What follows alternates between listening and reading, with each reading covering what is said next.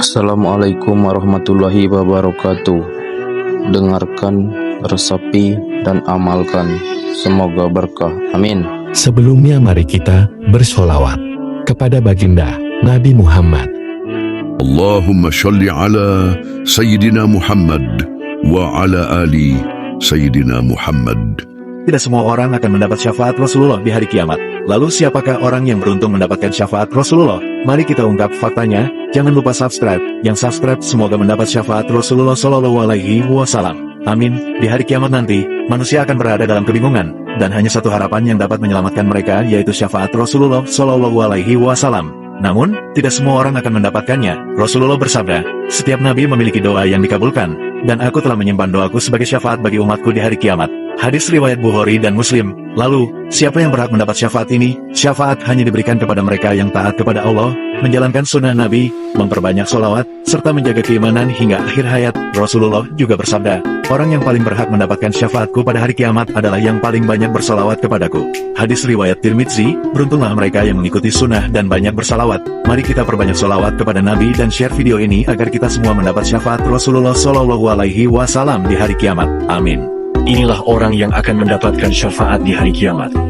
Setiap manusia pasti mempunyai kesalahan dalam menjalankan perjalanan hidup ini. Itulah kenapa setiap manusia membutuhkan syafaat untuk membantunya mendapatkan permohonan maaf dari Allah Subhanahu wa Ta'ala. 1. Orang yang mampu dengan ikhlas bersyahadat. Orang yang mendapat syafaat adalah mereka yang mengucapkan syahadat dengan bersumber dari hatinya, sehingga mereka memiliki iman yang tinggi dan melakukan amal soleh. 2. Solawat. Orang yang bersolawat kepada Nabi Muhammad tidak hanya akan mendapatkan 10 kali kebaikan dari Allah, tetapi solawat juga akan memberikan rahmat dan kebaikan serta mendapatkan ampunan dosa. 3. Interaksi dengan Al-Quran. Membaca Al-Quran akan membuat mereka tidak hanya mendapatkan sebuah kebaikan dari Allah, tetapi juga mendapatkan syafaat dari Allah Subhanahu wa Ta'ala. Di hari kiamat, Rasulullah Shallallahu Alaihi Wasallam akan memberikan syafaat kepada umatnya sebagai bentuk kasih sayang yang luar biasa. Syafaat ini telah disebutkan dalam Al-Quran, seperti pada surat Taha ayat 109 dan surat Al-Baqarah ayat 255, yang menegaskan bahwa syafaat hanya diberikan kepada mereka yang mendapat izin dari Allah Subhanahu wa Ta'ala. Beberapa ulama berbeda pendapat mengenai jumlah syafaat Rasulullah. Imam Syamsuddin Al-Qurtubi dalam kitab At-Tazkirah menguraikan pendapat bahwa ada 6 jenis syafaat yang beliau berikan. Pertama, syafaat umum, yaitu syafaat yang mencakup seluruh umat manusia, baik umat Nabi Muhammad maupun umat nabi-nabi sebelumnya. Ini berlaku pada saat perhitungan amal.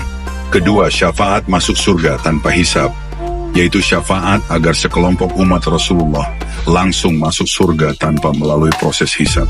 Ketiga, syafaat agar tidak masuk neraka, yaitu syafaat bagi beberapa umat Rasulullah yang seharusnya masuk neraka karena dosa, mereka akan mendapat syafaat sehingga langsung masuk surga.